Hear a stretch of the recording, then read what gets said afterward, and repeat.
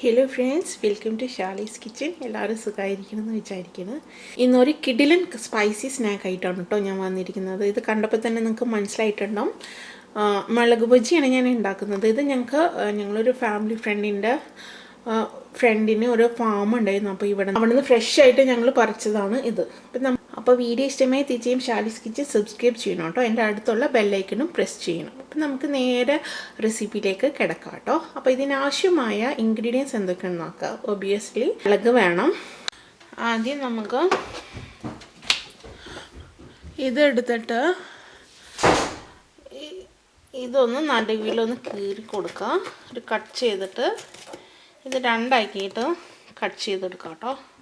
Just നടുവിലൊന്ന് cut ചെയ്തിട്ടുണ്ട്. അപ്പോൾ ഈസിയാണ്.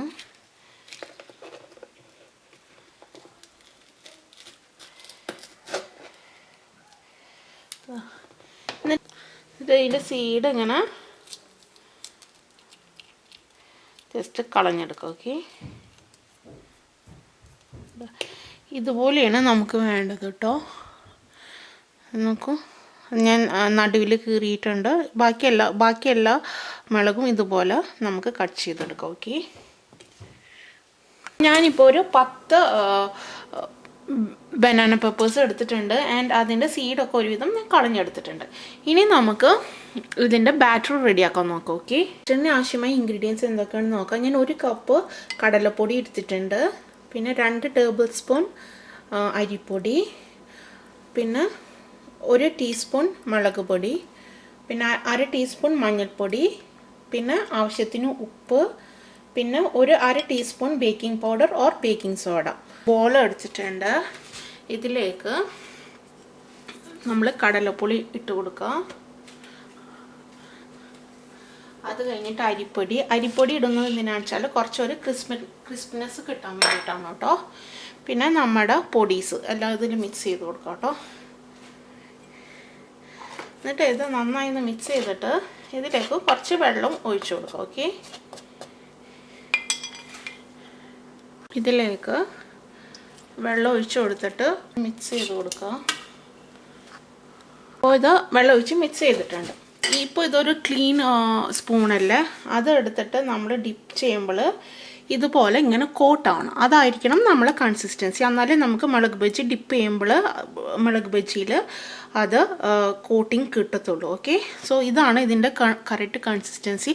ഒരു പാൻ ഓൺ ചെയ്തിട്ട് അതിലേക്ക് ആവശ്യമുള്ള ഓയിൽ ഒഴിച്ചു കൊടുക്കുക. ഓക്കെ,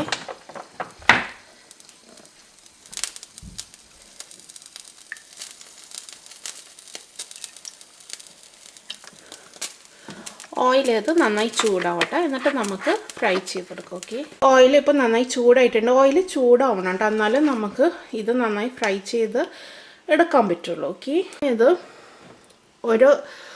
ഇത് എടുത്തിട്ട് ഇതിലേക്ക് നന്നായി ബാറ്റർ ഡിപ്പ് ചെയ്ത് കൊടുക്കും. ഓക്കെ, ബാറ്റർ നന്നായി ഇതിൽ ഡിപ്പ് ചെയ്ത് കൊടുത്തിട്ട് ഇത് ഫ്രൈ ആയി വരട്ടെ.